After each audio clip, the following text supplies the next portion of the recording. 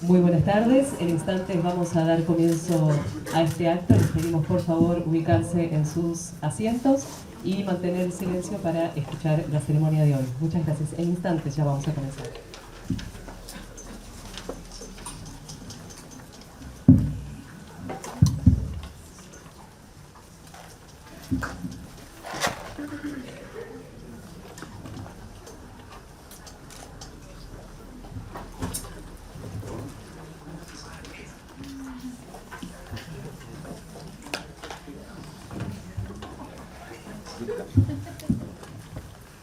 Bienvenidos y bienvenidas. Este es el aula Sergio Caletti de la Facultad de Ciencias Sociales de la Universidad de Buenos Aires y damos comienzo al acto en el que será entrega del diploma que acredita a la profesora Rita Segato como doctora honoris causa de la Universidad de Buenos Aires.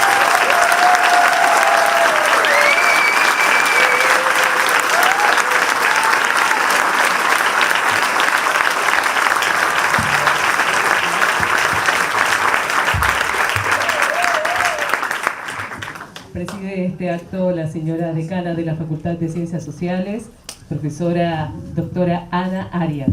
La acompaña en el estrado.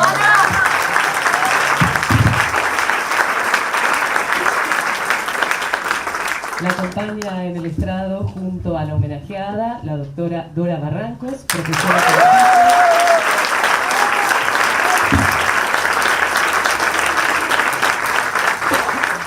La doctora Dora Barrancos es profesora consulta y socióloga de nuestra Casa de Estudios, quien estará a cargo del elogio académico de la profesora Rita Segato. Nos acompañan también el secretario académico, doctor Hugo Lewin, el señor vicedecano Diego de Charras, el secretario de gestión, el licenciado Diego Brancoli, y el secretario de Estudios Avanzados, doctor Julián Rebón.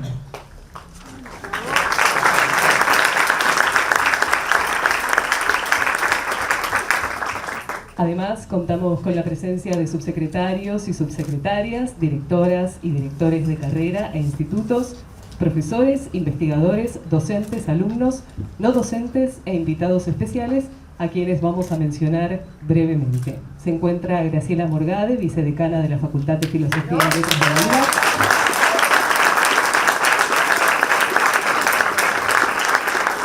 Patricia Funes, ex vicedecana de la Casa.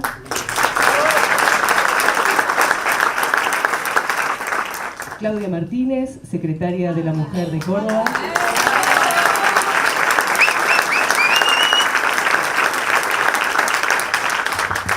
Y María Calás, agregada cultural de la Embajada de Brasil.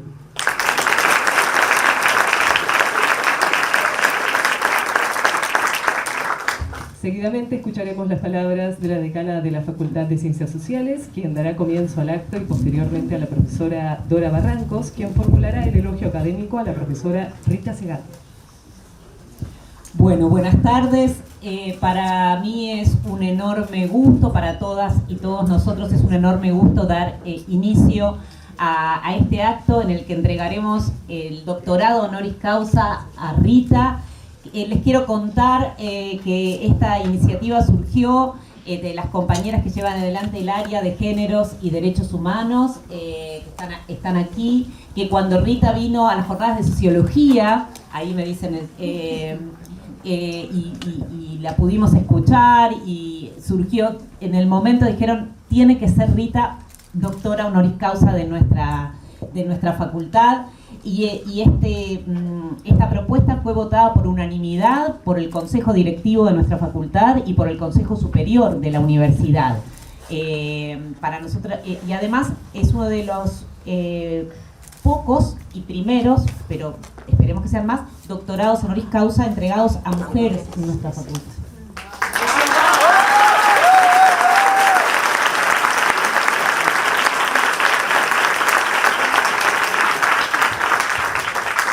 yo tengo que hablar muy poco porque acá cumplo la función de banda telonera y tengo que, si no me van a... Y aparte porque me mandataron a que hable muy poco, pero cuando estábamos hablando sobre tu venida, Rita, y sobre la laudatio que va a hacer Dora, surgía la idea de dónde surgieron esta idea de los doctorados honoris causa.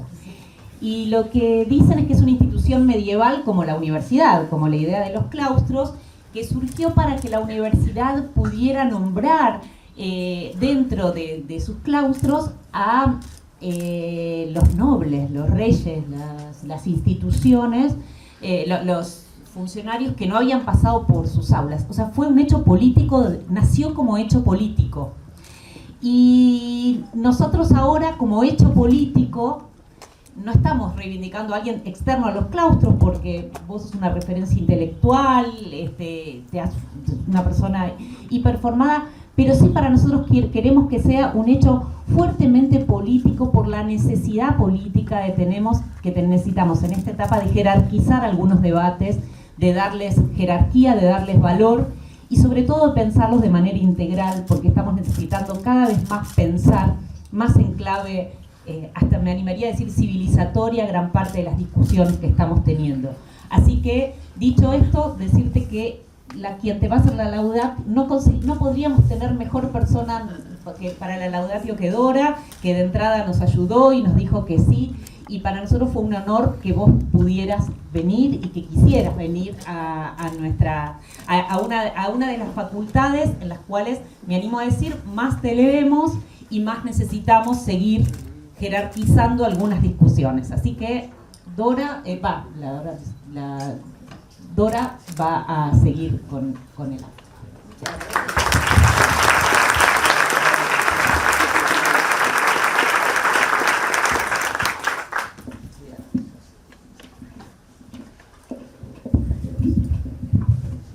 No sé si acá, en la mano, ahí va a ser más fácil. Bueno, muchísimas gracias a todas, todos, faltaba más. Dijeron, la sala está detonada. Es maravilloso que sea así para homenajear a nuestra querida Rita. Se me ha asignado la honrosa y bellísima tarea de celebrar a Rita Laura Segato como doctora honoris causa de la Universidad de Buenos Aires.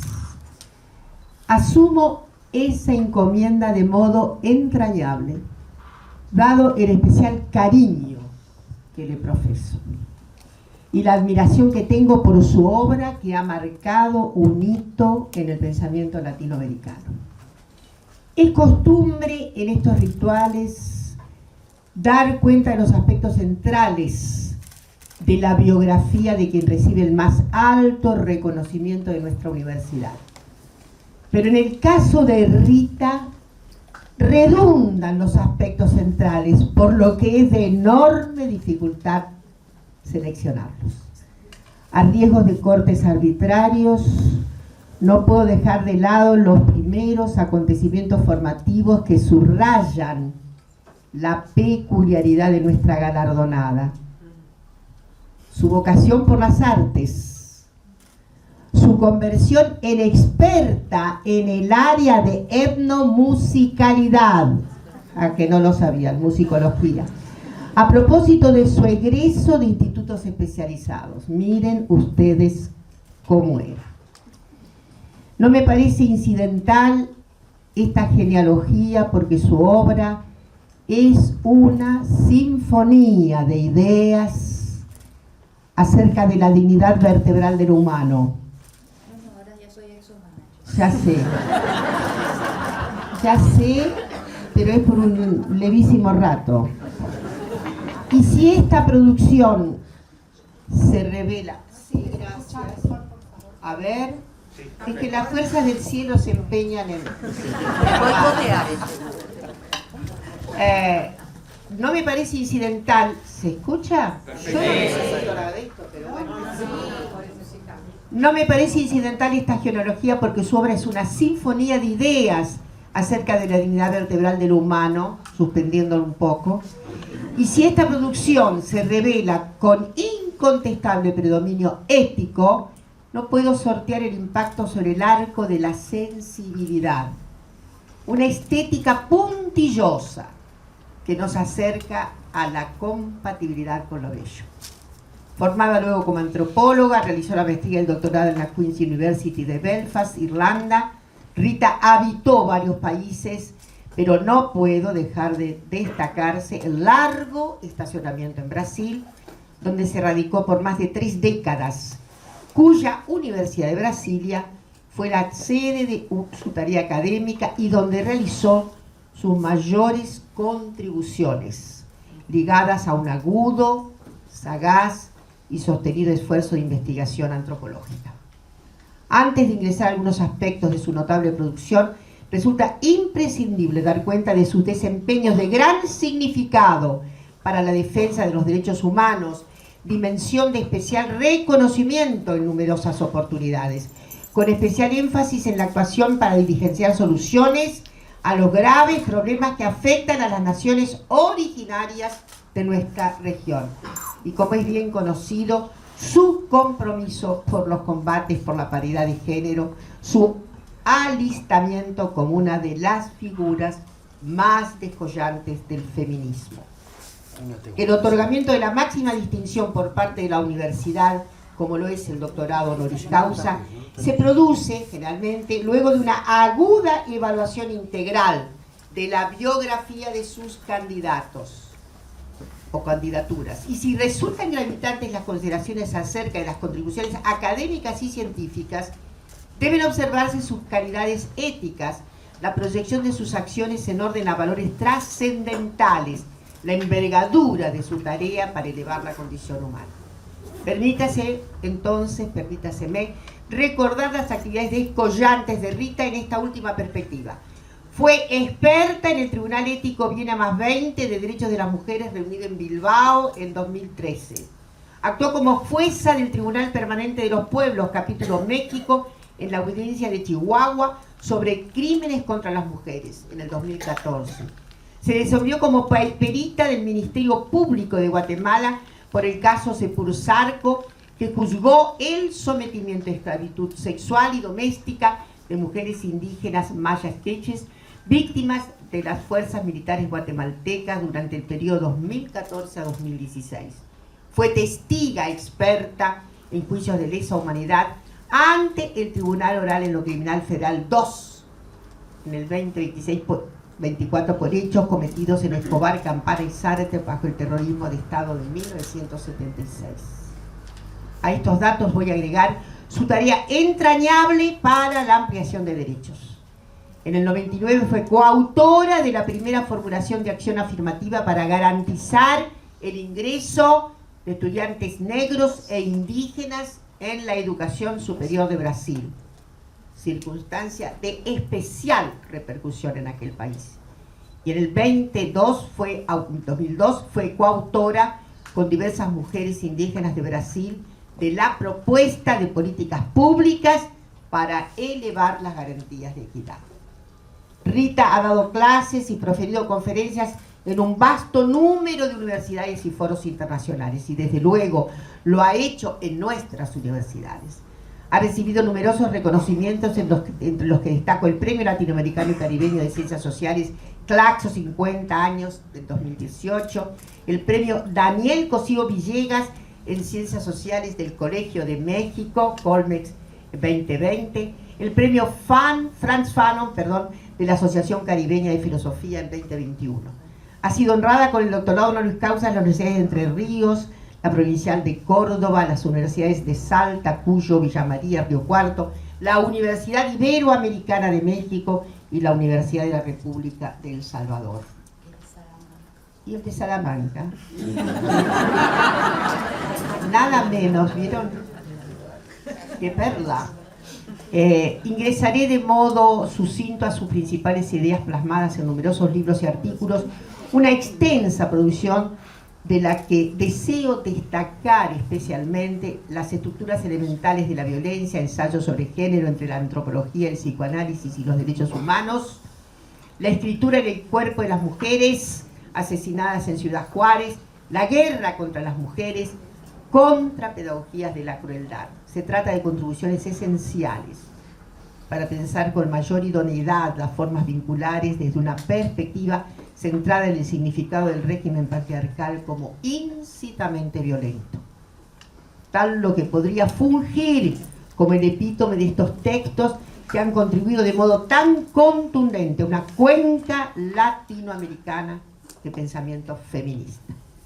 Evoco algunos momentos del libro mencionado en primer término y no puedo obviar el inicio que transcribe la conferencia de Rita en la Complutense de Madrid en el curso sobre violencia de 2003.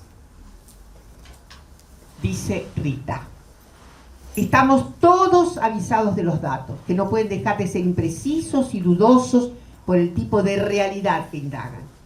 Y en relatos de casos, contamos con estadísticas mundiales y nacionales de la violencia de género. Conocemos los tipos: violencia física, psicológica y sexual, además de la violencia estructural reproducida por las vías de la discriminación en los campos económico y social. Y sabemos de sus variantes idiosincráticas locales, de la imposibilidad de confiar en los números cuando el escenario es el ambiente doméstico, de los problemas para denunciar, procesar y punir en esos casos, y sobre todo de las dificultades que tienen los actores sociales para reconocer y reconocerse, y en especial para nominar este tipo de violencia articulada de una forma casi imposible de desentrañar en los hábitos más arraigados de la vida comunitaria y familiar de todos los pueblos del mundo. Ninguna sociedad trata a sus mujeres tan bien como a sus hombres, dice el informe de Desarrollo Humano de 1997 del PNUD. A esta afirmación le agregaría, dice Rita, yo la siguiente: que no hay ninguna sociedad que no endose algún tipo de mistificación de la mujer y de lo femenino, que no tenga algún tipo de culto a lo materno o a lo femenino virginal, sagrado, deificado, que no le tema en alguna de las variantes del motivo universal de la vagina dentata, o que no cultive alguna de las formas del mito del matriarcado original. En este texto Rita plantea la permanente tensión entre lo que llama el estatus versus el contrato. Según el primero, las mujeres están subordinadas, sometidas al régimen de supremacía masculina que es transhistórico, aunque haya surgido en algún momento relativamente reciente el proceso civilizatorio humano. Y según el segundo término, aquellas se establecen disputas por la emancipación, gestas para obtener términos relacionales de igualdad sexogenérica. Esto la lleva a sostener que las mujeres resultan una suerte de anfibio entre esos órdenes dicotómicos, en virtud de lo que asevera ocurre la falta de correspondencia entre posiciones y subjetividades. Y esto contribuye a la producción y reproducción del sistema de violencia patriarcal.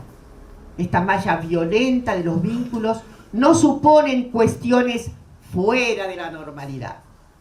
No hay sujetos enfermos que castigan y hasta matan a las mujeres por su condición, sino se trata del ejercicio mismo idiosincrático del estatuto de dominio del grupo masculino.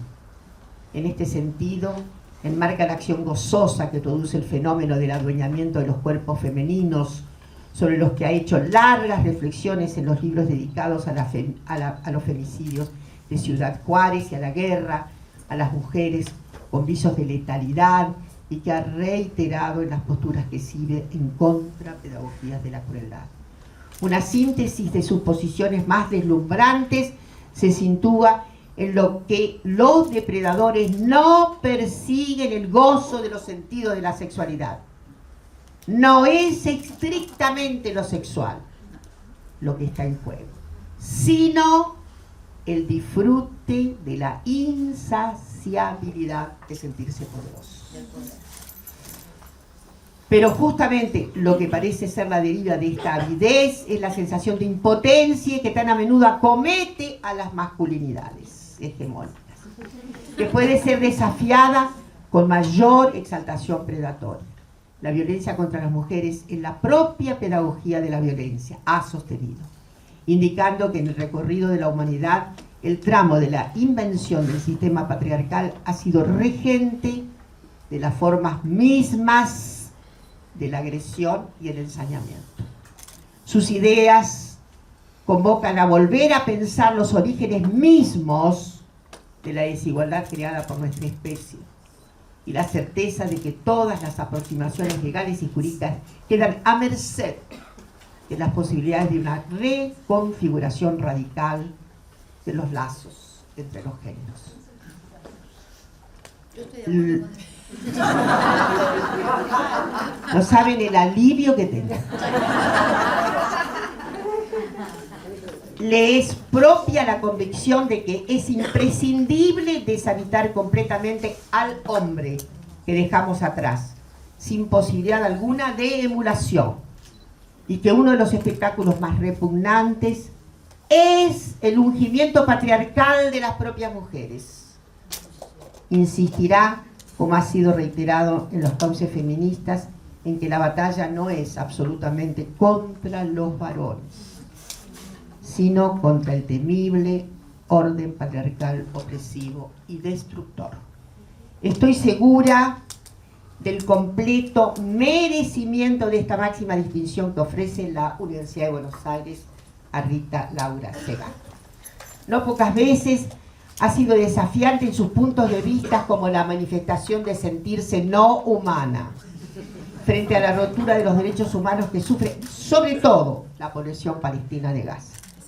Señalado que en el presente asistimos a actos de crueldad a cielo abierto, sin los antiguos comedimentos falaces de encubrirla. Esa forma de resistencia cardinal debe ser interpretada como un alarido, lo que ella ha dicho.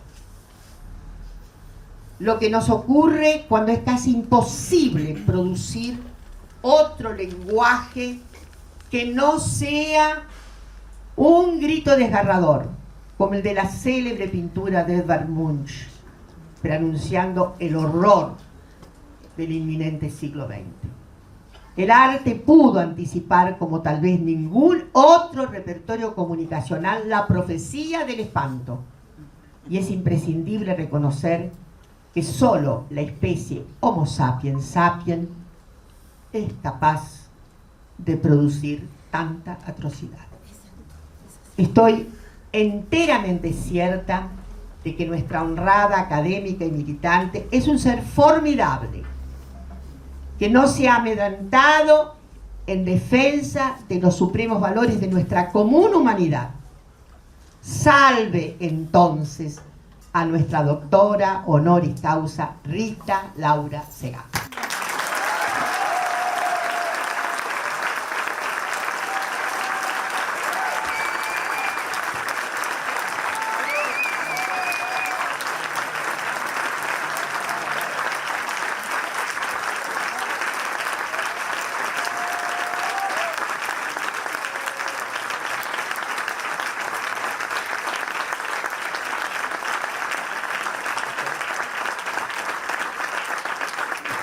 Muchas gracias, profesora Barrancos. A continuación, No, listo, ya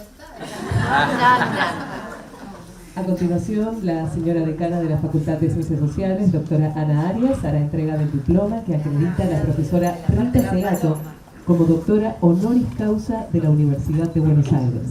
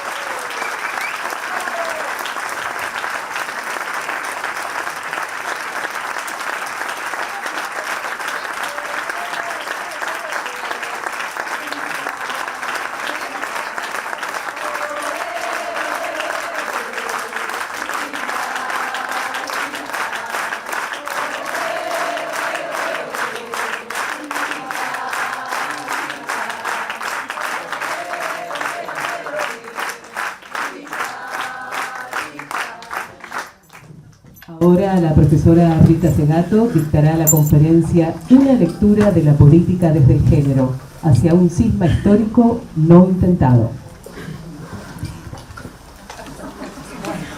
Bueno, vamos a intentar. Estoy muy emocionada porque comienzo mi vida con la UBA, con la Universidad de Buenos Aires, a los 13 años, ¿no? Que fue el momento en que entré al cole. Ahí está mi compañera, Alcida Ferrés. Entonces, digamos, es una institución que ha marcado mi vida desde muy temprano.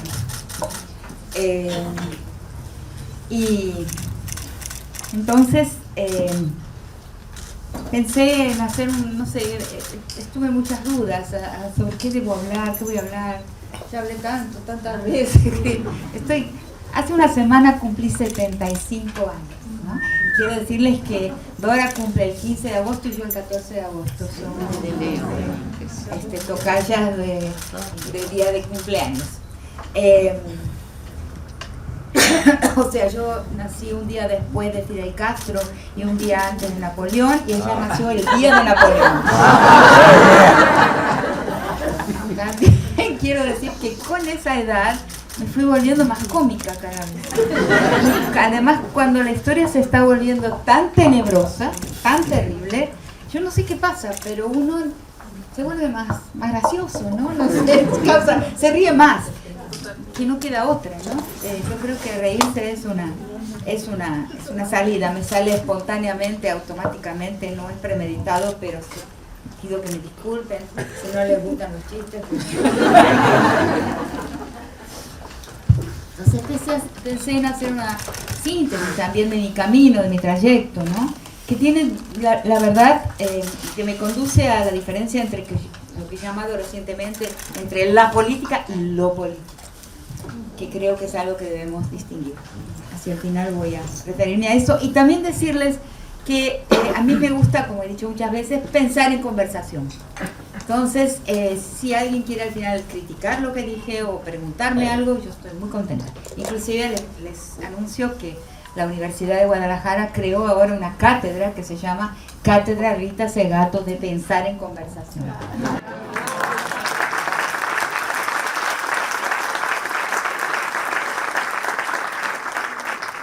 Nosotros en nuestro país, en América Latina en general, pero en Argentina muy especialmente, no hemos perdido el arte de conversar, que es un arte. Y en muchos países que uno va, que uno transita, no existe ese arte más. O sea, la gente no sabe conversar, ¿no?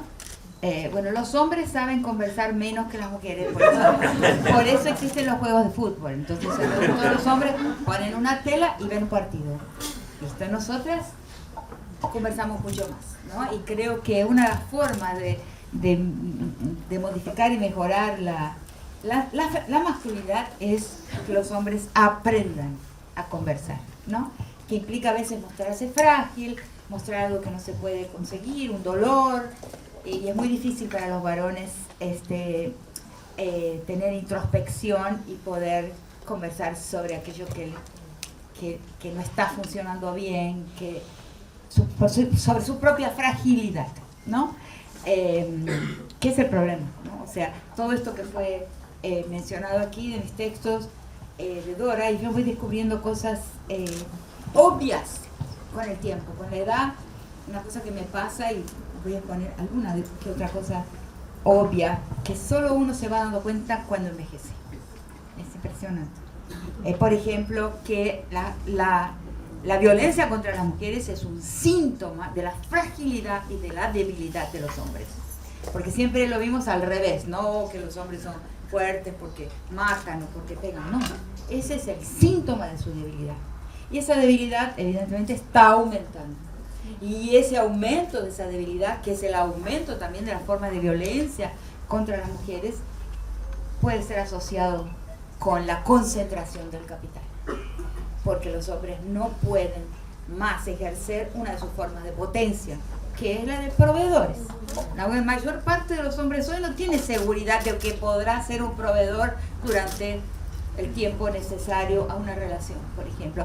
Y esa fragilidad en una de las potencias centrales, que es la económica, ¿no? Porque en mi reflexión la masculinidad y feminidad sí existen, no son cuerpos. Y por mucho tiempo en la historia no fueron cuerpos que determinaban esas posiciones, esos roles, esas personalidades, esas sentimentalidades. No, es la colonia, la colonización y las leyes de allá, ¿no? de Ibérica, las leyes de las cortes de Indias, es que establecieron los castigos que se deberían dar al hombre al indio que se vistiese de mujer y a la mujer a la india que se vistiese de hombre. Entonces la determinación biológica de esas personalidades, sentimentalidades, tipos de potencias específicas de cada uno de los géneros, la determinación orgánica y biológica viene con la conquista y colonización, y lo vemos hoy en muchos pueblos indígenas que están reemergiendo y están de nuevo resucitando formas de transitividad de género que estaban absolutamente reprimidas en el pasado. Eso se sabe muy poco. Yo soy antropóloga, acá estoy en sociales. Para mí sociales y humanidades no deberían estar separadas. No sé qué síntomas sobre nuestro país se revela en esa separación entre sociales y humanidades, que es absurda, completamente absurda, pero desde mi antropología puedo decirles que en la historia de la humanidad esa determinación biológica, orgánica de la posición social con la raza, y de eso voy a hablar rápidamente ahora, y la posición de género es nueva, no tiene más de 500 años. Bien, entonces la definición para mí de la masculinidad son 7 potencias, ¿no? La potencia, que a mi hija le ha agregado una octava y yo la escucho y la cito también. O sea, la potencia sexual, la más frágil de todas ellas, ¿no? Como dicen los psicoanalistas hoy, de que muchos jóvenes están viniendo afectados por la impotencia sexual, porque evidentemente la vida se ha puesto demasiado pesada, demasiado imposible de soportar, ¿no? La potencia física, ¿no? La envergadura, la musculatura, la potencia económica, ¿no? La potencia política, la potencia intelectual, la potencia bélica, olvidé que esa es la segunda, la tercera, una de las primeras, la moral, la bélica, y la moral, que es la posición de juez, que aunque un juez tenga un organismo femenino, la posición de juez históricamente es una posición masculina.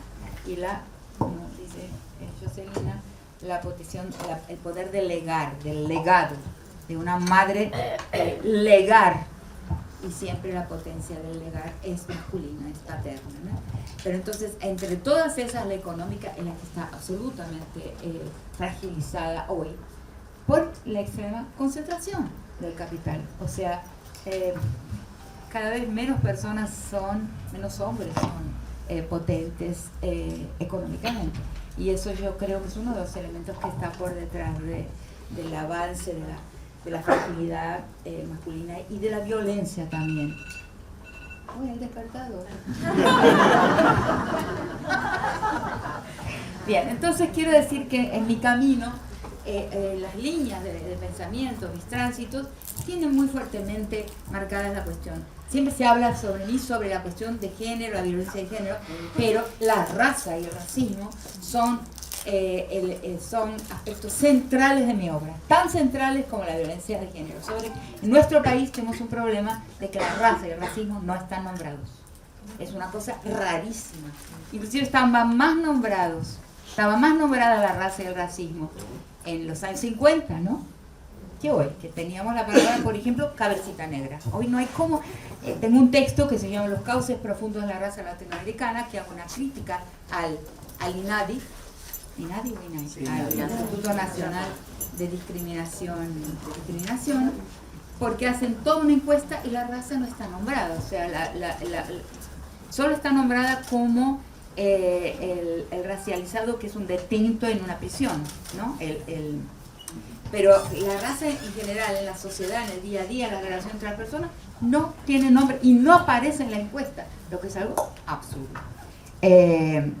Entonces, pero sí, mi vida tiene un rumbo, un camino que tiene que ver con la raza y el racismo, y otro rumbo, otro camino que tiene que ver con el género, ¿no? Y el patriarcado y la discriminación de género.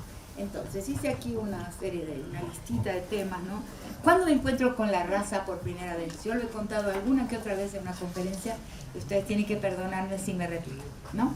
Yo fui a una, y algunas personas que me conocen bien saben que yo lo menciono esto porque fue marcante en mi vida. No, yo estaba en tercer grado, 10 años, ¿no? En el Lenguas Vivas, no en Lengüitas, el Lenguas Vivas.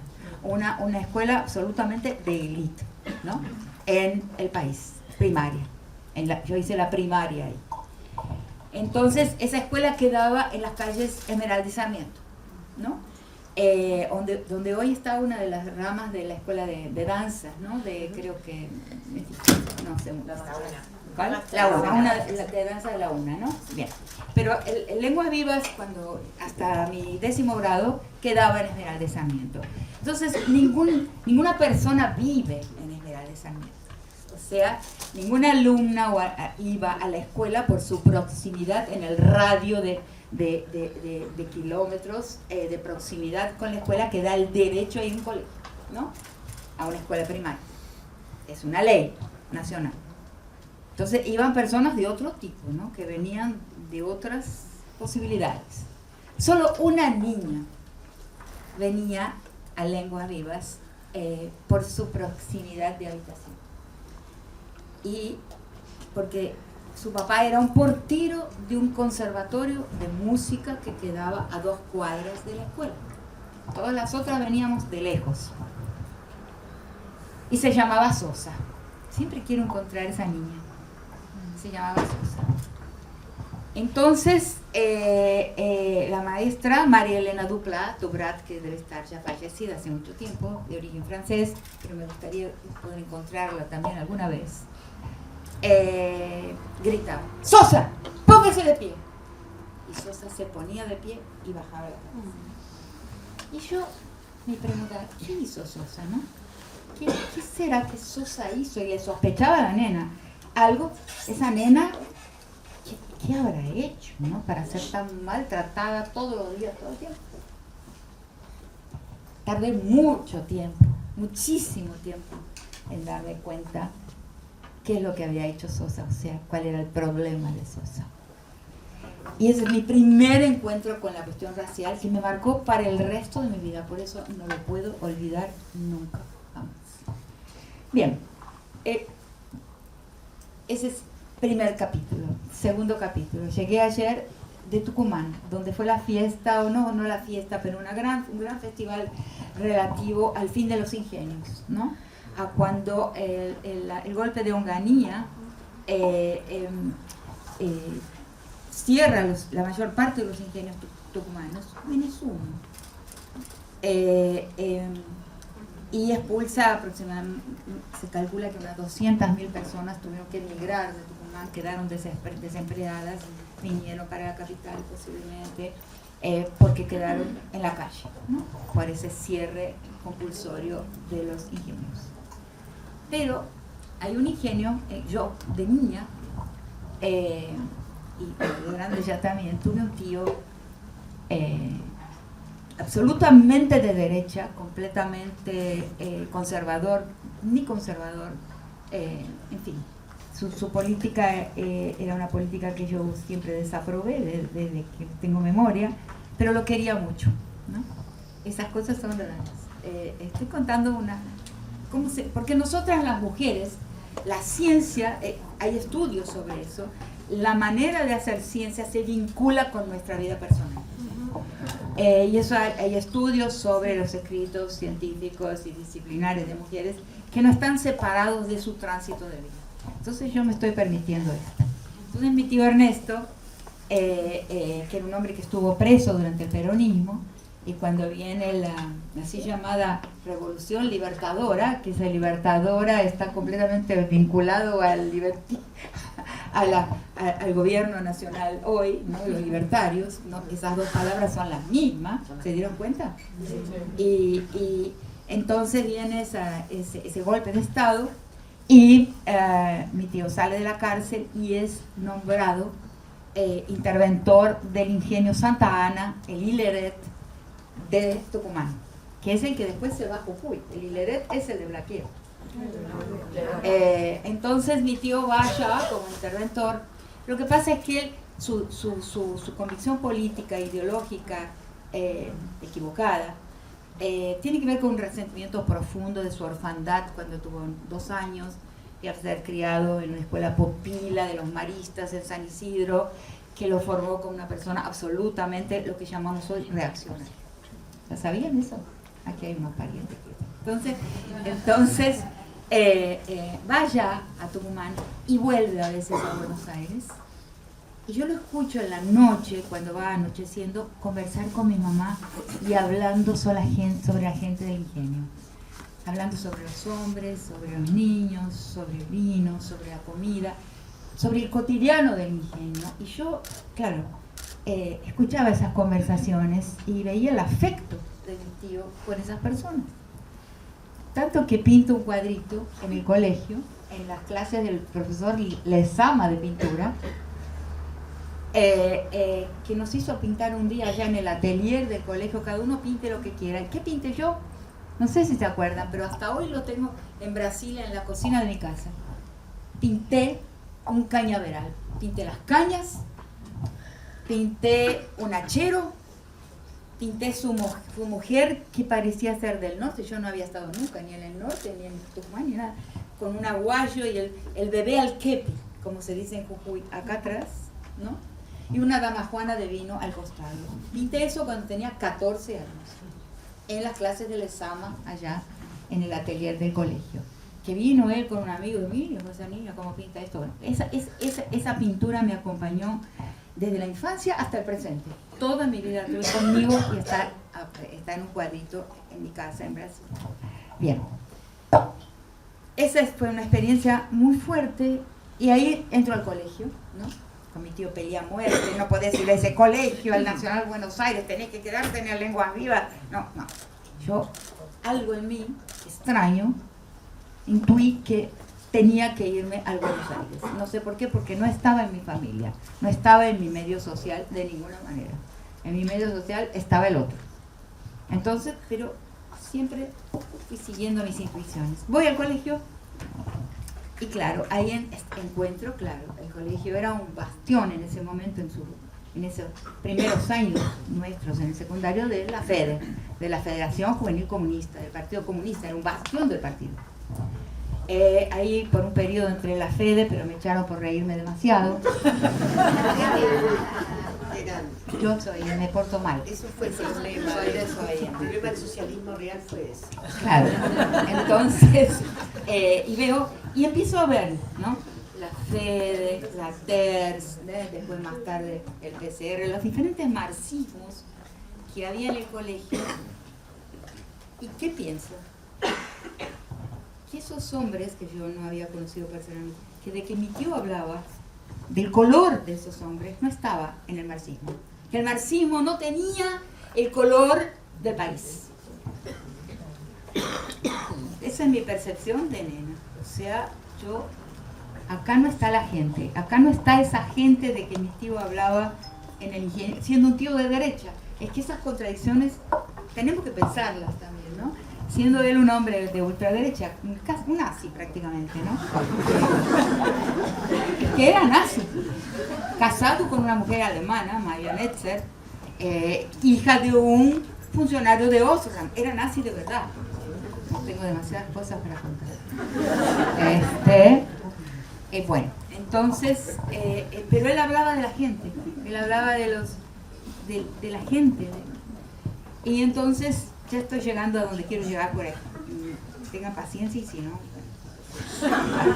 Entonces, ahí entro en el peronismo. Ahí me parece que el peronismo, ¿por qué voy al peronismo? Pero no a la JUP, no la Juventud Universitaria Peronista, que yo en ese momento había terminado el conservatorio municipal, ya antes de terminar el colegio, y era maestra de música y hice ir a escuelas de barracas, pobrísimas. Los niños vivían a veces todos juntos con la madre en una habitación de hotel. Entonces yo fui como maestra de música a esas escuelas y entonces entro en la JTP. Inclusive estuve en la fundación de Cetera, que no puedo ni siquiera reencontrar a una amiga muy grande, muy querida que hice en esa fundación de Cetera, que fue en Yapeyú 133, o sea, en la cuadra que es el convento salesiano, las escuelas salesianas de Buenos Aires, en Almagro. Y no la pude encontrar porque no nos conocimos por nuestros nombres. Entonces voy a la JTP y eso, y después por una serie de cuestiones que no da tiempo de contar aquí, pero voy a escribir en mi biografía. Bueno, hice una materia con Ortega Peña en introducción a historia argentina, él dictaba cuando fue asesinado por la AAA. Hay una serie de cuestiones y me voy del país, me voy a Venezuela. Ya no soy más afiliada a ningún partido político. ¿Por qué? Qué pena. No, ahí peleamos nosotras. ¿Por qué no soy? Porque una organización en la cual la obediencia es la principal virtud no es para mí. Inclusive tengo un texto allá más antiguo, escrito fuera de Argentina, que habla de la ética de la desobediencia. Quien no tiene una ética con una piel de desobediencia no puede tener una ética política. Entonces,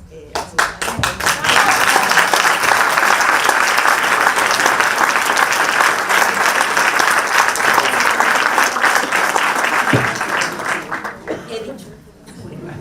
no, la desobediencia, si no se puede desobedecer, no se puede ser político. Si no se puede debatir, tener diferencia de opinión. ¿Qué es eso? No. Bueno, entonces, ¿por qué dije esto? Me olvidé. Algo será. Hablando con el enemigo, ¿no? No es así tampoco. No es así. Hay muchas desobedientes. Yo quiero pensar, mi único lujo, mi único privilegio es poder opinar en absoluta libertad, aunque a veces me equivoque, y eso debo equivocar, seguramente a veces me equivoco, pero esa libertad de pensar es mi único lujo. Entonces ahí me voy del país, pero sigo. Entonces ahí empieza un pensamiento más formal sobre la raza. Pasando un tiempo me encuentro con mi trabajo de campo para mi doctorado, que es justamente, no hubiera sido mi elección si me hubiera quedado en mi país, pero estaba afuera, estaba en Caracas, trabajando en un Instituto Interamericano de Etnomusicología y Folclore con Isabel Aretz, ¿no? Una gran etnomusicóloga argentina que si hubiera nacido y escrito en inglés o en francés o en alemán sería una personalidad mundial, pero era argentina y escribía, ¿no?, en español, lo que encontraré más tarde bien explicado cuando me encuentro con el pensamiento de Aníbal Quijano. O sea, la colonialidad del poder, la colonialidad del saber, ¿no? La colonialidad del saber hizo que Isabel no pudiera ser una famosa personalidad de investigación sobre música en el mundo. Y ella creó un gran archivo de música de todo el continente, un extraordinario archivo, y yo trabajé para ese archivo durante 5 años con Isabel Aretz. Y ahí, entre otras cosas, me encuentro entonces con la tradición africana, la tradición africana en Brasil. Y de nuevo ahí me encuentro con la raza de otra forma, ¿no?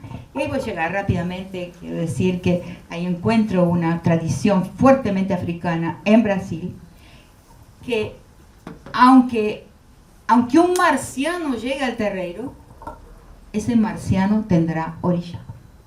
Eso me protege hoy contra el identitarismo.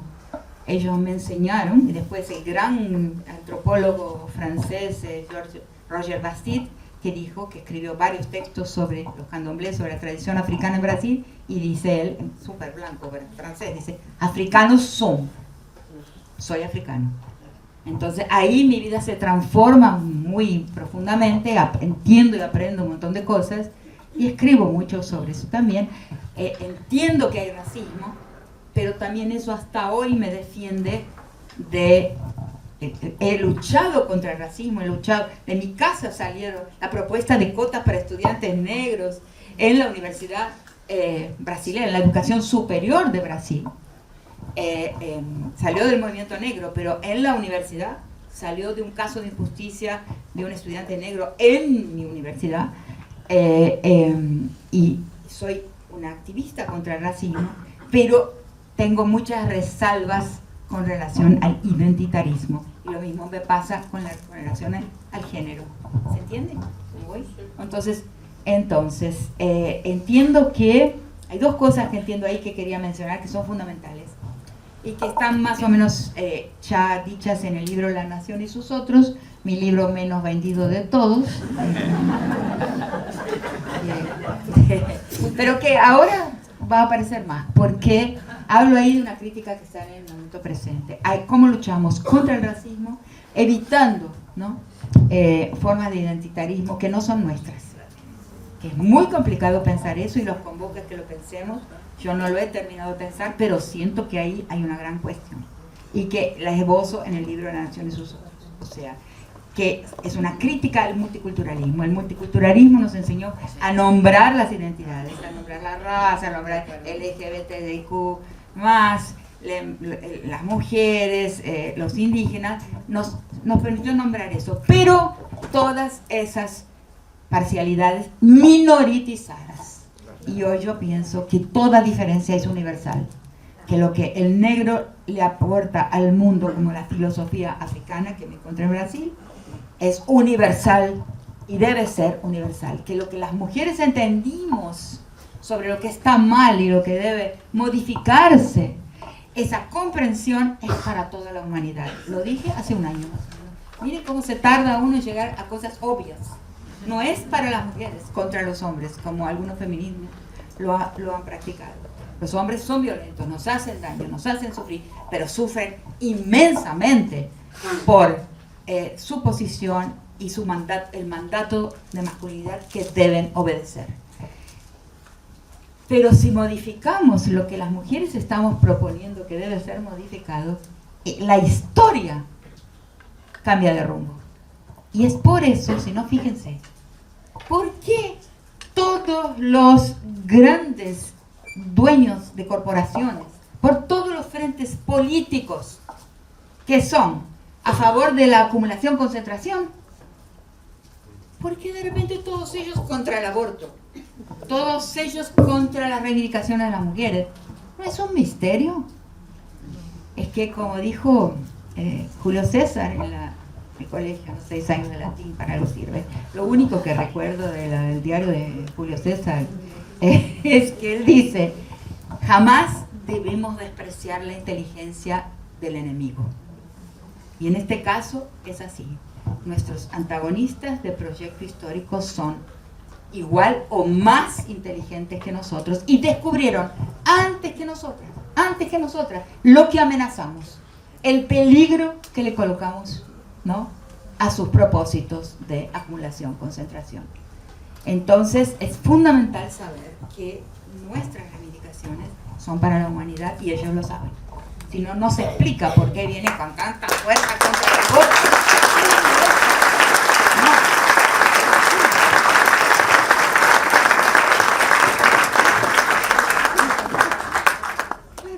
¿Qué le molesta que una piba haga un aborto? Es absurdo, no se puede entender. No es posible entenderlo sino a partir de lo que estoy diciendo.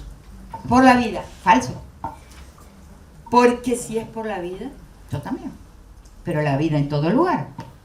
Si yo voy a defender la vida solamente ahí, en una barriguita de mujer, estoy mintiendo. Tengo que defender esa vida cuando sale, cuando se torna gente, cuando es migrante, cuando tiene hambre, cuando vive en la calle, cuando no puede pagar sus remedios para curarse. Soy por la vida, perfecto, pero por la vida en todas partes. Si soy por la vida solamente en una barriga de una mujer, estoy mintiendo. Es falso. Y es facilísimo contestarlo. Entonces, ¿por qué ese afán de ellos? Ahora Milei ¿no? Se asoció a una organización internacional para la criminalización del aborto. ¿Por qué?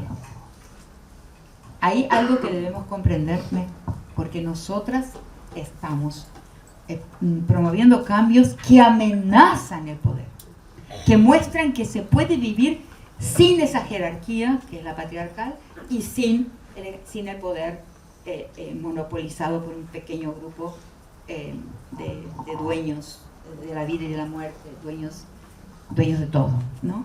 Entonces eso es muy, muy importante, ¿no? Entonces, ahí,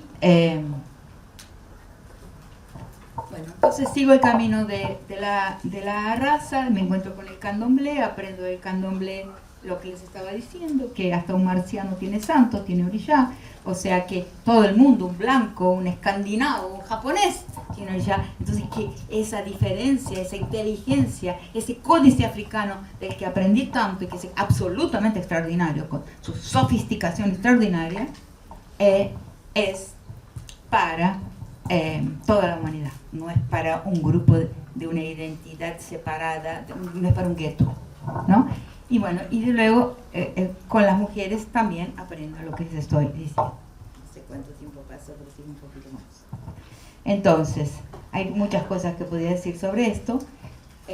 Y ahí hay un tema que lo nombro muy recientemente también. A partir de que tiene que ver con todo esto, con el multiculturalismo, la denominación de las identidades que el multiculturalismo permitió, pero a la manera del norte, a la manera de la colonización anglosajona. O sea, nos enseñan la raza a la manera de la colonización anglosajona. Nos enseñan el género, ¿no? Los derechos de las mujeres, a manera de la colonización anglosajona. Nos enseñan, y es un alumno, viene un día, un alumno gay muy querido, Felipe Areda, estaba en la graduación y me empieza a escribir desde antes de entrar en la universidad en Brasil. Después se aparta de la academia por 10 años con una gran crítica a la academia que yo también tengo. ¿No? Es un ambiente muy fulero la academia,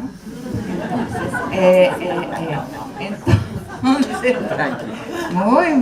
Entonces, a la hora volvió y me dice un día, pero profesora, dice, nosotros tenemos que aprender a ser gays ahora a la manera del norte, porque hay tradiciones de masculinidad femenina, de tradiciones de sexualidad otra en Brasil, que vienen con la historia de Brasil, ¿no? Un hombre femenino, hombres que son brasileras. Y él encuentra, como otros después algunos dijeron, sí, es verdad, está diciendo la verdad, que tiene que ir a musculación, que tiene que ponerse una bota grande así, y que tiene que aprender una historia de la masculinidad que no es la de él. Eso fue el multiculturalismo. Y fue lo mismo para la raza, y fue lo mismo para las mujeres, ¿no? Aprender primero minoritizarse, y después aprender del norte cómo se vive, cómo se representa esa diferencia. Entonces yo en La Nación y sus otros soy crítica de eso, de lo que hoy finalmente le encontré el nombre, porque lo más difícil a veces es encontrar los nombres, que es la colonialidad al interior de los movimientos sociales. Y debemos percibir que al interior de los movimientos sociales existe colonialidad. Existe colonialidad del poder, porque vinieron muchos dineros para fomentar esta forma de fragmentarnos y de identificarnos y de representarnos, ¿no? Y entonces la colonialidad del poder y la colonialidad del saber, que vino como una imposición, el saber qué es la raza, qué es el género, qué es el patriarcado, qué es la diferencia sexual, el pluralismo de orientaciones sexuales, vino ya en casillas y fue una forma de intervención en nuestro continente. Eso lo he escrito, el libro está publicado en 2007 con artículos de toda la década anterior y ahora lo veo con más fuerza que nunca y siento que la gente está comenzando a criticar eso, ¿no? Bueno, habría muchas más cosas que decir. Entonces, entonces, eso es la raza, la cuestión del género, la cuestión de la violencia. Encuentro en la cárcel cuando empiezo a trabajar, no porque esa fue mi elección, sino porque el rector de la universidad recibió un pedido del secretario de Seguridad Pública de Brasilia para entender por qué en 1993 estallaron las violaciones de calle. Porque de repente, creo que fue universal. Yo creo que pasó en muchísimos países que el 93 fue un turning point, un momento de viraje en la manera en que se mostraron las formas de violencia contra las mujeres. Entonces el secretario de Seguridad Pública le pide al rector, el rector nos pide a 3 mujeres que trabajábamos con antropología de la mujer, porque en 1993 la palabra género no circulaba, es muy posterior, ¿no? Empieza en los años 90 a circular la palabra género a partir de 1986 el texto de John Scott y Judith Butler 1990 el Gender Travel. Y hay una cosa ahí curiosa que sí debería contar, estoy haciendo un cuento, un largo cuento. ¿Se aburren? No. Todo puede suceder. Bueno, entonces pasa una cosa. En 1986, mismo año en que John Scott publica la importancia del género en la historiografía, yo escribo mi texto en Brasil, una lengua leída por muy poca gente, ¿no? Porque hay muy pocos países de lengua portuguesa. Yo escribo el texto, en portugués se llama A Invenção da Natureza, Familia, Sexo y Género no Xangô de Recife. ¿Por qué? Encuentro una sociedad donde la transitividad de género era una cosa abierta y donde trabajé para los hombres se sabía que muchos hombres eran gays en los candomblés, en las formas de tradición religiosa africana en Brasil. Pero entre las mujeres nunca se había hablado. Y encuentro una sociedad que tardé 2 años en darme cuenta, donde todas las mujeres habían tenido relaciones sexuales con otras mujeres. Inclusive en un momento cuando me doy cuenta de eso por una absoluta casualidad, una vez me dice, no, fulana de tal nunca gustó de mujer, la única, en toda una comunidad. Entonces empiezo a pensar eso, ¿no? Bueno, eso es largo, pero le voy a hacer un resumen. Empiezo a tratar ese tema hablando de la construcción de la persona, que es una categoría importante en la antropología, iniciada por Marcel Mauss, que tiene un gran ensayo sobre la teoría de la persona, la construcción de la persona, ¿no? De categorías de persona, en francés, porque él era francés, ¿no? La categoría de persona. Y él dice, la persona es universal, ¿no? Ahora, civilizaciones diferentes construyen lo que es una persona de forma muy diferente. Por ejemplo, el individuo es solamente moderno, ¿no? Y hay sociedades donde no existe el individuo, ¿no? Como la China, en fin. Va hablando sobre en la historia también cómo va surgiendo el individuo y la persona reflexiva, y antes en la historia la persona tenía una estructura, una arquitectura completamente diferente. Entonces voy a aplicar esto a mi estudio del candomblé y a la sexualidad del candomblé, y percibo algo que voy a hipersintetizar ahora, que la persona en el candomblé está formada por 4 estratos. La base orgánica, ¿no? La orientación sexual, ¿no? El papel social y político y la personalidad. Y esos 4 estratos no están enyesados como en el occidente moderno. No hay un yeso. O sea, esos 4 estratos son módulos que libremente se combinan de las formas más variadas. Por ejemplo, una persona puede tener un cuerpo de mujer y tener 2 santos masculinos, en la personalidad ser masculino. O tener un santo que hoy es femenino, más fue masculino en el pasado. O sea, porque los propios orishas de la mitología han transitado de la masculinidad a la feminidad.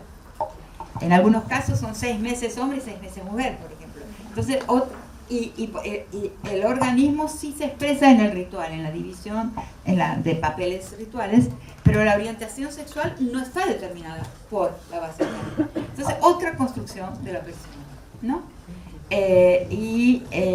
Entonces, lo descubro ahí y lo publico en 1986 y hablo del género. ¿Por qué? Porque cuando descubro esto, digo, ¿y cómo llamo a esto? ¿Cómo llamo a esto y a esto que sería un hombre y una mujer? Pero no es un hombre y una mujer, porque no es exactamente el hombre y la mujer que nombramos en mi sociedad. Es otra cosa. ¿Y a dónde busco? ¿Cómo llamarlo? Voy a la gramática. ¿Dónde hay, digo yo, una manera de hablar sobre hombre y mujer que no tenga determinación, que esté determinada por el cuerpo? O sea, si yo digo él y ella, no está determinado por algo del cuerpo masculino y femenino, es arbitrario, como dice Saussure, el lenguaje es totalmente arbitrario.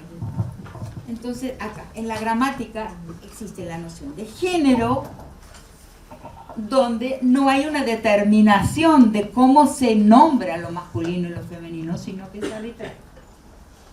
Y ahí lo llevo a mi trabajo y uso para entender la invención de la naturaleza la noción de género. Y ese texto sale en el mismo año que salió el de John Scott. Y el de Judith Butler salió en 1990. Eso es raro, la coincidencia del tiempo en este descubrimiento de la noción de género. Y a partir de ahí lentamente empieza la noción de género a transitar por las humanidades, empieza a transitar por el derecho, por la antropología, por la historia, en fin, ahí se empieza a hablar del género, pero antes de eso solo era una mujer y era insuficiente. Entonces conté eso, que es una cosa que me pareció interesante. Y entonces, ¿cuándo voy a estudiar la violencia de género a pedido del rector de la universidad y el secretario de Seguridad Pública? Yo digo, quiero ir a la cárcel, quiero escuchar a los violadores hablar sobre el delito cometido. Y pasamos con un grupo grande de estudiantes, que se extendió ya más de 2 años y medio, trabajando en la cárcel y escuchando a los presos. Y ahí saco una cosa que es central hasta Gaza para mí, que es que la violencia sexual es una violencia no instrumental. No es como la gente piensa, ay, se murió de deseo por un cuerpo de mujer y la violó. O sea, no, es expresiva del poder. Lo más importante ahí es que expresa la capacidad masculina de dominar un territorio, en ese caso un territorio de cuerpo de mujer. Entonces yo le llamo violencia expresiva. Y ahí después las mujeres de Ciudad Juárez escuchan, 2 grupos de mujeres que trabajaban en Ciudad Juárez, en el norte de México, escuchan mi modelo de comprensión y me dicen, tenés que ir a Ciudad Juárez. Y ahí les llamo la violencia feminicida contra las mujeres de Ciudad Juárez, es una violencia de jurisdicción, expresa un dominio jurisdiccional, un dominio territorial. Y así va, ¿no? Así va mi pensamiento. Y ahí llego, no tengo mucho tiempo de desarrollarlo ahora, llego a Gaza. Gaza es también violencia expresiva y también bien patriarcal, ¿no? Por varias razones, ¿no? ¿Y por qué se distingue Gaza de todas las otras formas de genocidio anteriores? Y puedo decir esto porque estoy en Argentina. Estuve dando clases 1 mes en Alemania y no podía pronunciar la palabra Gaza junto con la palabra genocidio. Ni siquiera podía mencionar a Palestina. Si eso es una democracia, yo soy Cristóbal Colón. ¿Cómo es que no se puede decir algo? Dar una... No se puede, no, porque hace 2 años, ahí en esa misma universidad, sufrí una amenaza de muerte, sufrí una amenaza contra mi vida. Muy rara, muy curiosa. Bueno, pero entonces, no, pero así sí puedo decir, es un genocidio, pero un genocidio muy diferente a los anteriores. El gran genocidio conquistual de África y América, ¿no? la gran masacre africana y del Nuevo Mundo que sucede, ¿no? Con la conquista y la colonización, y luego el holocausto, ¿no? Sí, son genocidios terribles, espantosos, pero se mantuvo una ficción jurídica y se mantuvo un ocultamiento, porque cuando uno ve los videos de los ejércitos aliados entrando en los lagers, entrando en los campos de concentración, uno ve la sorpresa de ellos. O sea, algo sorprendente lo que estaba pasando ahí. Y hoy, no. Lo diferente es que nos muestran lo que está sucediendo en Gaza, está siendo mostrado al mundo. Eso es una cosa única. Y con eso se nos está diciendo que no hay ley. Un momento histórico rarísimo en en el cual la ley es el poder de muerte. La capacidad de matar es la ley. Nunca la humanidad vivió algo parecido. Tenía otras cositas para comentar, pero creo que voy a terminar por ahí. Con esta, entonces la violencia es expresiva, como la violencia de la violación, de la dominación del cuerpo de la mujer, que por un lado, que en la mente, en el paisaje mental del violador, los otros hombres a quienes está dedicada esa exhibición están presentes, y en más del 50% de los casos los otros hombres están físicamente presentes. Entonces es una exhibición, o sea, en mi lectura la relación principal en un caso de agresión sexual no es entre el agresor y la víctima, sino que es la relación entre el agresor y sus pares, que en su momento original le llaman la fratria, después la cofradía masculina, después la fraternidad masculina, y hoy me di cuenta, mucho más recientemente, de que se trata de una corporación, de que la fratria en su estructura es corporativa. ¿Qué quiere decir? Que la masculinidad es corporativa. ¿En qué sentido? Que la máxima virtud no es la defensa ni de la vida, ni la propiedad, ni de la dignidad, ni de nada que puedan pensar. El valor central es la lealtad corporativa. Y ustedes pueden apreciar eso en cualquier lugar. Y el segundo valor principal, en segundo lugar, viene que es jerárquica. Y ahí les cuento otra cosita para que se rían un poquito, porque lo trágico es cómico. Entonces, es jerárquica. Entonces ahí llamo que hay un mandato de masculinidad donde hay un mandante. Y eso se ve claramente. Acabo de escribir un prólogo para un libro muy extenso sobre el caso Pelicot. Y Pelicot, ¿no?, el marido de la señora Giselle Pelicot, es un mandante. Y la autora de ese libro, que es una autora francesa, Karine Tinat, que acompañó todo el juicio, todo. Y acompañó todo el juicio, entrevistó a Giselle, entrevistó a los hijos, estudió la infancia del señor Pelicot, escuchó todos los alegatos de todos los 50 acusados, su defensa, etc. Dice que en el propio juicio, el Pelicot, que iba a estar condenado a no sé cuántos años de cárcel, todavía su físico, su expresión, su gesto era de un mandante con relación a los otros hombres. Y muchos hombres no tenían ganas de aceptar la invitación del señor Pelicot, pero si no la aceptaban, iban a ser excluidos del club, de la cofradía, del grupejo, del club. Entonces tenían que aceptar, aunque después no tuvieron elección, no pudieron realizar la violación, pero aceptaron, porque si no, estarían excluidos de la fraternidad. Qué locura, ¿no?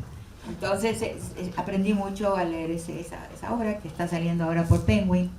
Pero entonces, lo que quería contar es... Algo gracioso. Entonces digo, bueno, entonces el mandato de masculinidad, etcétera. Y entonces, sí, entonces cuando ese texto va a ser traducido al inglés por, se llama Rancy McGlazer, mi traductora al inglés, que tradujo ya 2 libros míos, me dice, no podemos traducir el mandato de masculinidad al inglés porque nadie nunca usó esa expresión en lengua inglesa Y yo le dije, ¿qué tiene? ¿La estoy inventando yo? No, pero vos no sos de la lengua inglesa. ¿No? Entonces, no, vamos a usar the rule of masculinity, la regla de masculinidad. Yo no, de ninguna manera, porque la regla es unidireccional. O sea, la regla es algo que todos tienen que cumplir. El mandato es bidireccional, como decía Foucault, para el sujeto. El sujeto es sujeto y asujetado. El mandante es mandante, pero mandado. O sea, tiene doble lazo, doble sentido. Entonces, no, yo quiero que sea así. Entonces voy al Google y escribo, en lugar de colocar The Mandate of Masculinity, escribo The Masculine Mandate. ¿Y qué viene? Viene un bestseller de teología de ultraderecha, pentecostal, neopentecostal. Dios. El mandato de Masculine Mandate es el mandato de Dios a los hombres. Nosotras, o sea, vieron que se habla de que de ser el mandato de imagen y semejanza. Nosotras quedamos fuera, libres. Ellos tienen que ser imagen y semejanza del macho alfa, que sería el Dios. Bien, entonces me quedé muy mal, porque, ay, no, ¿cómo puedes usar esa idea de esa manera tan absurda? No, entonces me quedé paralizada, pero digo, bueno, pone así, Masculine Mandate, todo bien, pero yo sabía que existía esa palabra, esa expresión, pero en un libro bestseller de teología. Entonces voy, poco tiempo después voy a México, a la Iberoamericana, y una profesora, teóloga feminista, me dice, ¿y quién escribió ese libro? Y yo me doy cuenta de que no me había ido a indagar quién era la persona. Pueden ponerlo en internet y ahí ven el autor y todo, el pastor, es un pastor evangélico, que fue militar, que viene de la familia militar. Su abuelo y su padre eran oficiales de las Fuerzas Armadas norteamericanas, y él también fue un oficial de las Fuerzas Armadas norteamericanas, que de repente sintió una vocación religiosa y pasó a ser un pastor y un autor de libros de religión. ¿No es gracioso?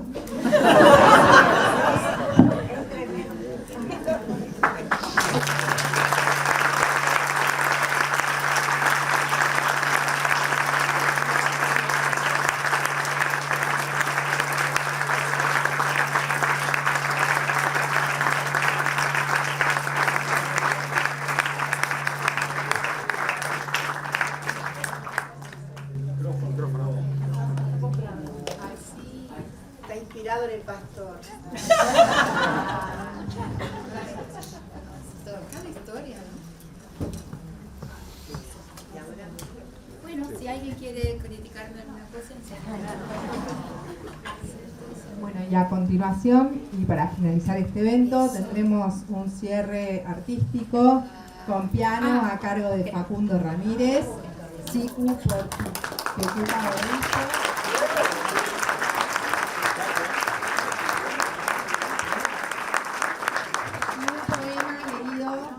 Por la homenajeada. Sí, ¿Puede ser? Facundo, Tocuta canta con Facundo, y después yo leo un poema que siempre estoy leyendo últimamente, de cierre, y también tendrá un comentario musical el poema. ¿Empiezo yo? Sí, qué divino.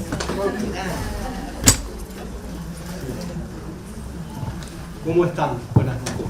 Bien. Miren, Dale para adelante. no saben que la razón por la que yo estoy acá es porque preparo ricas sopas y Rita es fanática de las sopas. De Zapata. Y entonces cuando ella viene a Buenos Aires, ella vive arriba de mi casa, yo vivo abajo de la casa de Rita, somos vecinos. Estoy obligado a cocinar sopas. cuando llego él tiene ya. Pero además porque tenemos, aparte de la hermosa amistad, nos une la música. Porque Rita toca el piano. Tocaba. Ya después de vos ya no toco más. Entonces cuando viene a Buenos Aires y yo no estoy estudiando, me controla, me llama por teléfono y me dice, ¿qué pasa que hoy no estudiaste? Bueno, para vos, querida. Gracias, Paco.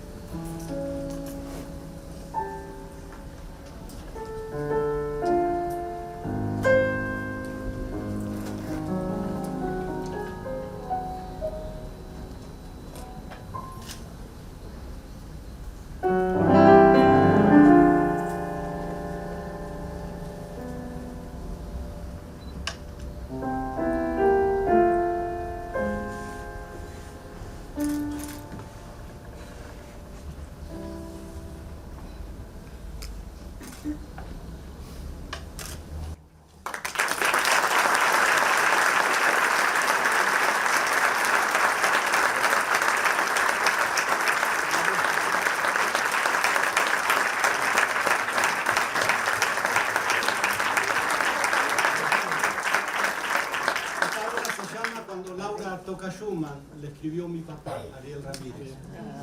Vamos, vení Tucuta, vamos a hacer una samba de mi viejo, la tristecita. Correcto. Aplauso para acá.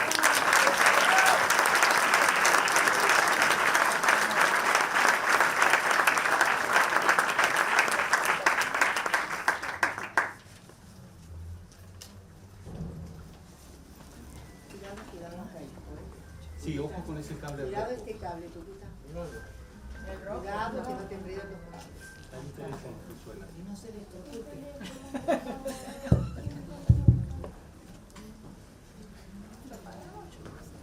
¿Estamos, maestro?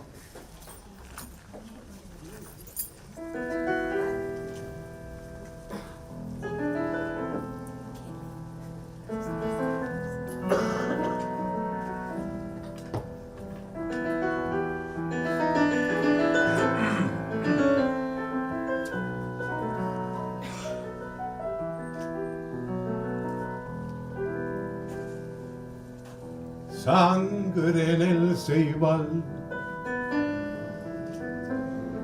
que se vuelve flor. Yo no sé por qué hoy me hiere más tu seña de amor. Yo no sé por qué hoy me hiere más tu seña de amor.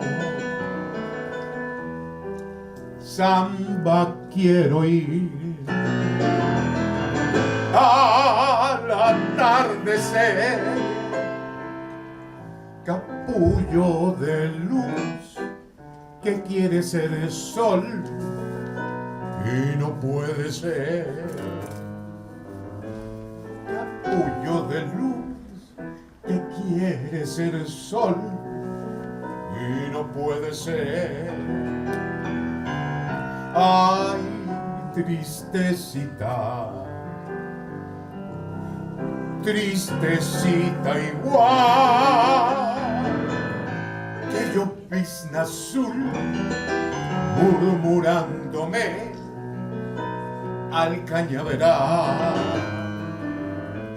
Que yo pisna azul, murmurándole al cañaveral.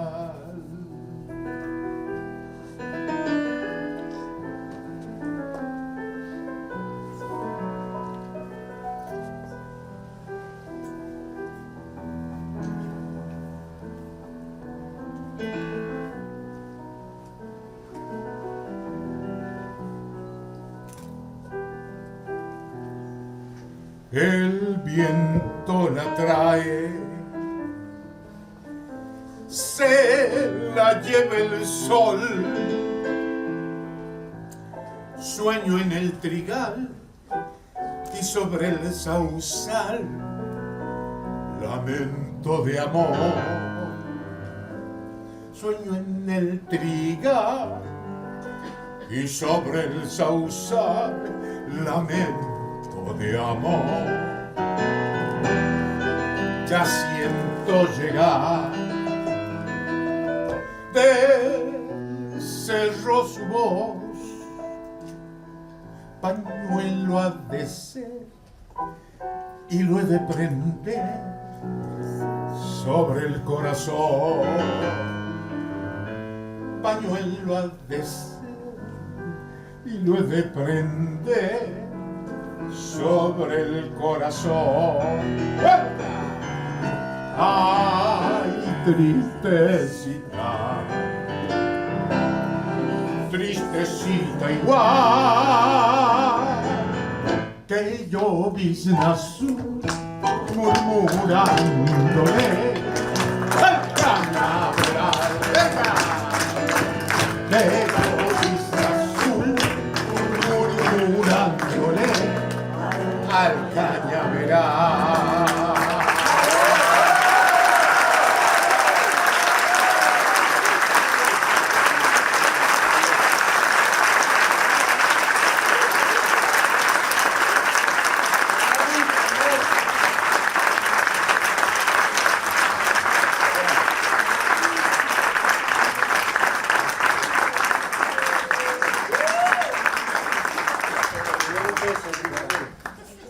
A ver si mejoran la próxima vez. Ahora bien, Tomamos nota, tomamos nota. poema de cierre.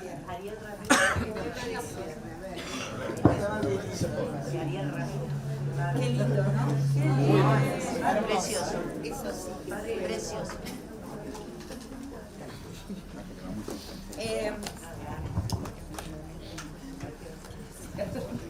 Elegía a los cauces profundos de la raza latinoamericana, que es uno de los capítulos de mi libro La crítica de la colonialidad en 8 ensayos. Y se llama El 11 sin fin. Y es el último poema de este libro que me publicó la UNAM en México, que me descubrieron poeta, salí del closet poético, de la clandestinidad poética, y se llama El camino de regreso. ¿Es el camino de regreso a dónde? Acá. El camino de regreso al pago. Y donde no quiero dejar de mencionar que una de las cosas más hermosas que me sucedió es que cuando volví, Dora y Diana Mafía, las dos me recibieron con los brazos abiertos.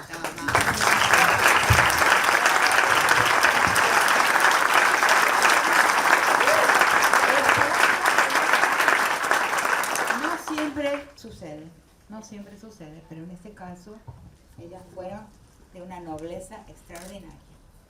Entonces se llama el 11 sin fin, por un perenne 11 de octubre. Digamos que el 11 es un día que nunca acabó y que continúa vivo en los parajes de nuestro continente, escondido en los dobleces de la tierra como una historia viva, latente, pulsante y reemergente, como una clandestinidad del indio por debajo de las sangres blancas que se empeñaron en encubrirlo por siglos de mestizaje sin conseguir extinguir los cauces cálidos de la suya, arterias de extranjería por las que navegó, polizón indocumentado de la historia, aflorando en los signos de la raza del país interior. Viajero oculto, bajo los nombres que pretendieron sepultar los suyos, apellidos castizos que ocultaron los Choque, los Vilte, los Cayuqueo, los Paine, los Cupiratí, los Mairarú, los Moquirasí. Peregrino escondido en las diferentes faenas en que fue explotado, hachero, mensú, criada, peón, campesino, obrero. Presencia fantasmal en la superficie de esa gran fosa colectiva que son las pampas, las punas, altiplanos y mesetas, las quebradas, los cañadones, los montes y las selvas después de las masacres. Pues de nada han servido todos esos esfuerzos por negarlo, disimular su existencia o exterminarlo. Diezmado, perseguido, silenciado desde su estratégico escondite, nuestros enemigos saben que no existe ni más determinado ni mejor custodio de la soberanía sobre los recursos de la tierra aún yacentes en nuestra América. Por eso mismo, a pesar de la gran conspiración, a pesar de la colonialidad permanente, el 11 todavía es hoy.